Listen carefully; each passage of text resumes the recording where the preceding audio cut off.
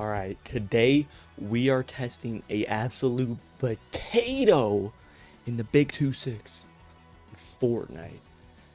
It is a potato of a GPU, but it is with the decent CPU. So you can count it, you can not count it, but I think I'm counting it.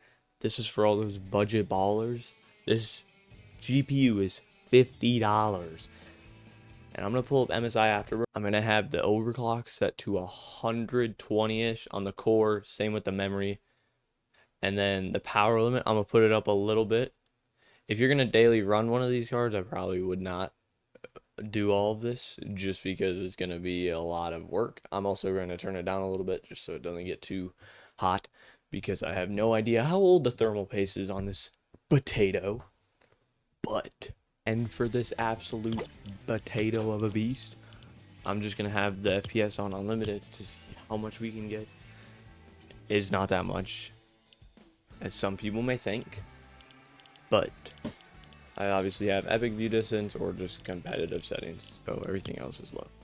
And we'll hop in a creative match to see how much we can get. And in a creative match, you can see we're about, you could say a smooth 240, but if you're going to do anything fancy, you're probably going to drop a little bit here. But just rebuilding, I mean, it's getting 200, so, I mean, I'd say that's a win, especially if you're just going to play creative a lot. And, I mean, you can play other games with it too, but for a potato, 50 bucks especially, I'd say that's good. Now we're going to be hopping into a battle royale match just to see how much we can get in a regular game of Fortnite without playing any competitive games. So as a regular Fortnite player, how much this GPU would surprise you. You can see in the in-game lobby, we're getting about like 150. So, I mean, this is a lot of people around you getting 120-ish drops, but I'd say that's pretty good. I'd be happy with that.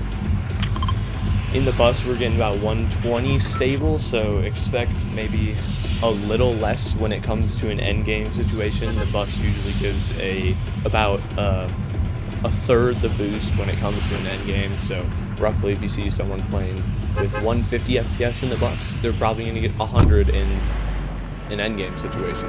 Same with dropping down, but I think dropping down on older GPUs tends to hurt the performance a lot more than on newer GPUs, so that's not as reliable to go off of. Alright, I died that last game off spawn, so we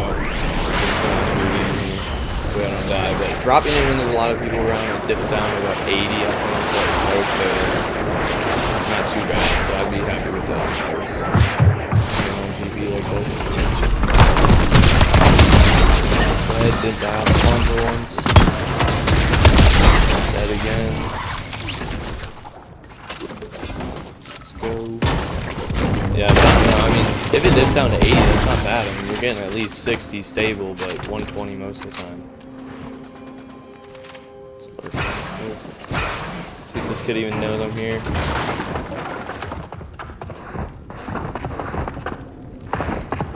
He's right. What the heck is this kid?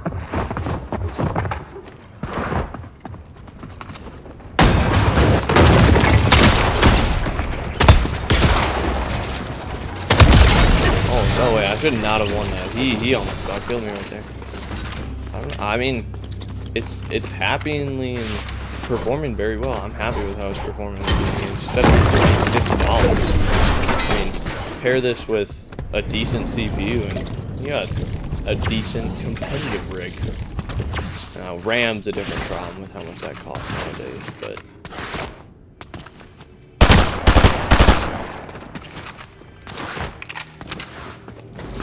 get this little bro. Oh, bro. Oh! I realized there's two kids here. Now we are testing it in a solo endgame, so somewhat realistic to an endgame, not near a stack, but we will be running a scrim after this to get a better comparison. This is just a rough estimate.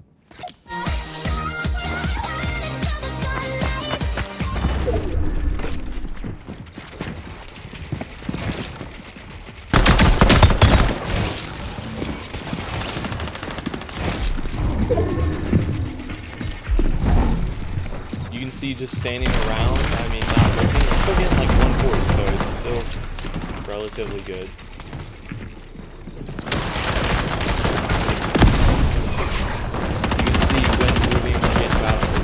drops down to 80, kind of like in Battle Royale. It stays relatively good.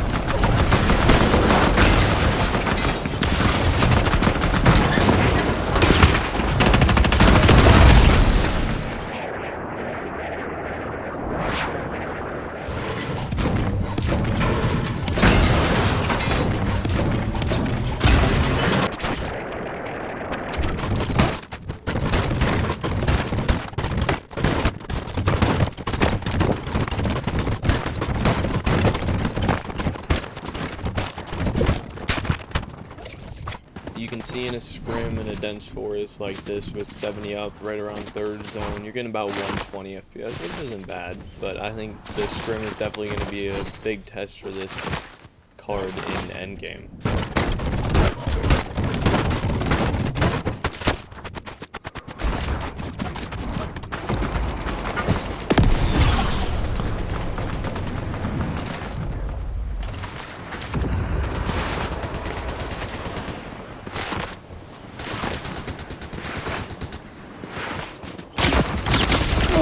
Oh my god, dude.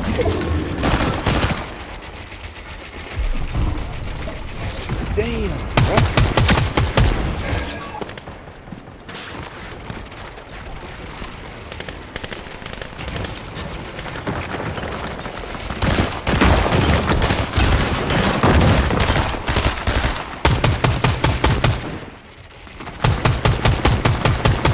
You can see about 60 people up, about to be 6th zone without looking, but when you start to look, it's not too bad because we're on not that bad of a part now.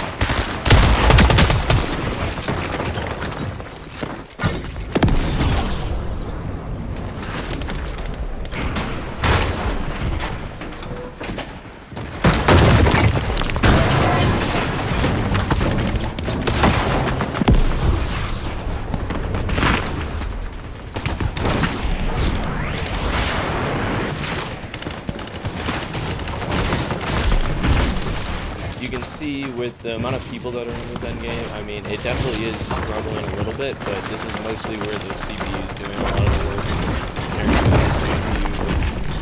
This GPU with the same price, the CPU is not performing very well, but I think it's doing pretty well. I mean, we're getting about 120 when rotated, so...